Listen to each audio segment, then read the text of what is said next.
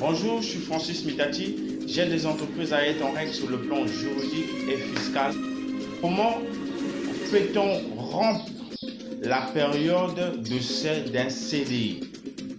Voilà pourquoi, dans cette deuxième partie, nous allons voir les 5 étapes pour rompre la période d'essai d'un CDI.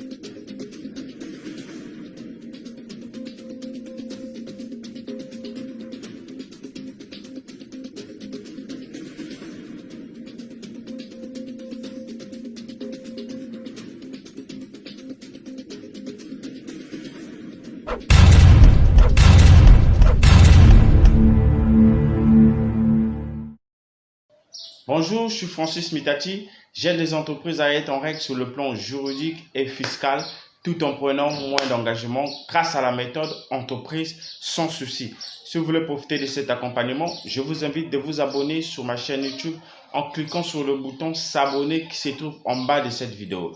Dans cette vidéo, je vais vous parler de comment peut-on rompre la période d'essai d'un CDI. Mais avant de rentrer dans le vif du sujet, il est question d'abord de vous définir qu'est-ce que la rupture de la période d'essai d'un CDI. La rupture de la période d'essai d'un CDI entraîne moins d'obligations que le licenciement. C'est une rupture de contrat et sans motif. Elle a donc l'avantage d'être souple et de pouvoir se régler rapidement, mais reste toutefois très encadrée. Voilà pourquoi, dans cette deuxième partie, nous allons voir les 5 étapes pour rompre la période d'essai d'un CDI. Retrouvez les 5 étapes à savoir sur la rupture de la période d'essai d'un de vos salariés. La période d'essai en CDI, la période d'essai d'un salarié est une période de test. Elle n'est pas obligatoire, mais permet à l'employeur de vérifier les compétences du salarié, comme au salarié de vérifier que son nouveau poste lui convient. Elle peut être rompue à tout moment par les deux parties. Elle a l'avantage de ne pas être soumise aux règles classiques d'un licenciement lors de la période d'essai. Le contrat de travail peut être rompu sans motif. Pour valoir en tant que tel, si elle est prévue, elle doit être précise expressément par le contrat de travail avec sa durée. L'employeur ou le salarié peut tous deux décider de rompre la période d'essai librement et sans motif. Après avoir posé et exécuté son préavis, le salarié peut cesser le travail et percevoir sa rémunération pour la période pour laquelle il a été travaillé. Donc, pendant la période d'essai, les deux parties peuvent rompre le contrat unilatéralement. Donc, à ce moment-là, l'employeur peut rémunérer ou bien donner le salaire à son employé. Nous allons voir les 5 étapes pour rompre la période d'essai d'un CDI. Nous avons la première étape qui est le délai dès que la décision a été prise du côté de l'employeur comme du côté du salarié. Chacun est tenu d'être prévenu l'autre dans un délai réglementé. C'est-à-dire que dans le contrat de travail, vous allez retrouver le délai pour prévenir l'employeur ou le salarié de la rupture de la période d'essai d'un CDI.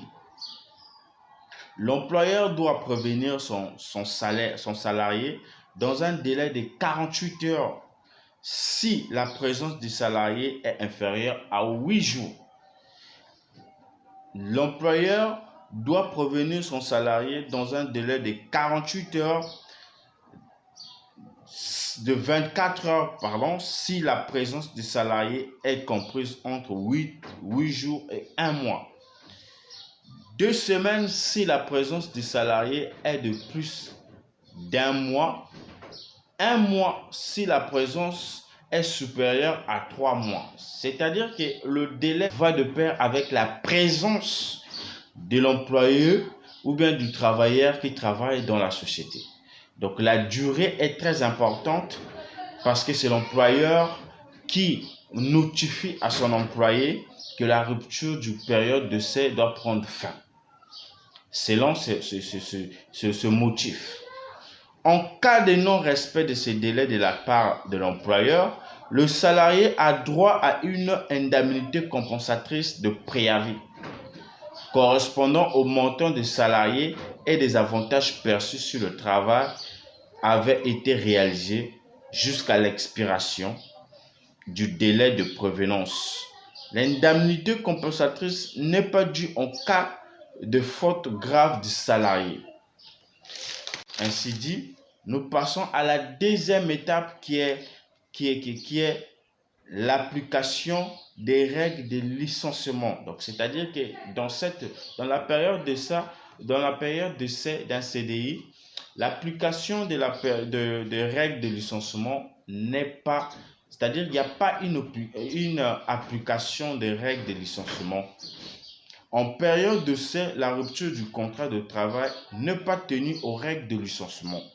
C'est-à-dire que la procédure du licenciement, que ce soit licenciement pour faute motive personnelle ou faute économique, dans la période d'essai, on ne doit pas retrouver la procédure du licenciement, c'est-à-dire que la notification, tout ça là, ne doit pas tenir compte dans la rupture de la période d'essai, ni à celle de la démission, soit le motif.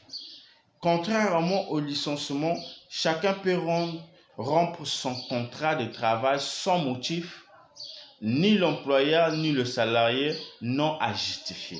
C'est-à-dire dans la période d'essai, les deux parties peuvent rompre le contrat à tout moment. Le formalisme qui est très important pour vous signaler, la décision n'a aucune obligation à être posée par écrit, sauf si la convention collective prévoit le contraire ou s'il y a eu faute, auquel cas la procédure disciplinaire doit être respectée. Contrairement au licenciement, l'employeur n'est pas tenu à l'entretien préalable. C'est-à-dire que l'employeur n'a pas droit de notifier le salarié, de le passer par l'entretien préalable. Toute la procédure du licenciement n'est pas tenue dans la rupture du période d'essai. Et les indemnités, dans la mesure où les délais ont été respectés, aucune indemnité de rupture n'a à être versée.